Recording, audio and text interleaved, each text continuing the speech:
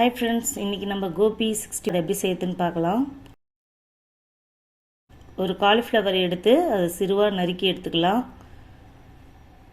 தண்டெல்லாம் நீக்கிட்டு பூவை மட்டும் எடுத்துக்கிறேன். சின்ன சின்ன பீஸாக கட் பண்ணி எடுத்துக்கிறேன். அப்போ தான் மாவு நல்லா உள்ளார சேரும். இப்போ அதை க்ளீன் பண்ணுறதுக்கு சுட தண்ணியில் வாஷ் பண்ணி எடுத்துக்கலாம். நல்லா க்ளீன் பண்ணி எடுத்துக்கிட்டேன்.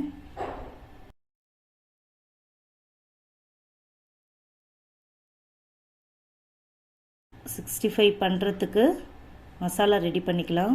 அரிசி மாவு, சோள மாவு, 65 மசாலா, எலுமிச்சம்பழம், முட்டை, சில்லித்தூள், கொஞ்சம் உப்பு, லெமன் ஒன்று, அரை லெமன் புழிஞ்சு விட்டுக்கிறேன்.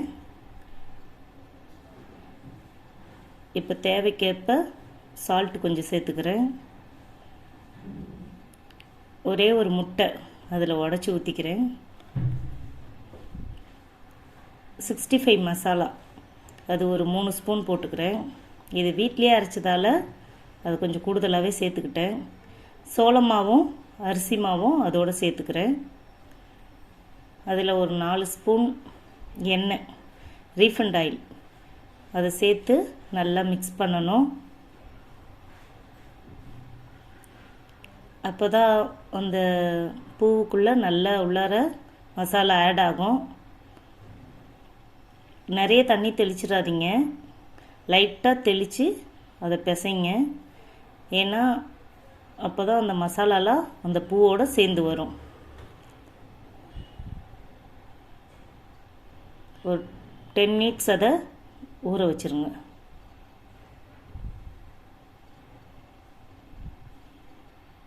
ஒரு அரை ஸ்பூன் சில்லி பவுடர், வெறும் மிளகாய்த்தூள்,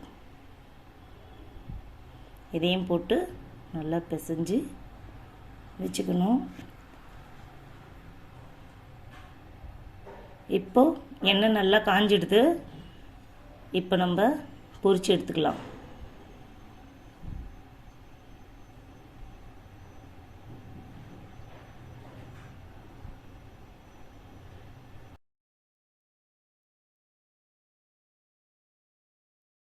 எண்ணெய் நல்லா காஞ்சதுக்கப்புறம் போடுங்க ஃப்ரெண்ட்ஸ். அப்போ தான் நல்லா முறுமுறுன்னு அது கிடைக்கும், கிறிஸ்பியாக கிடைக்கும்.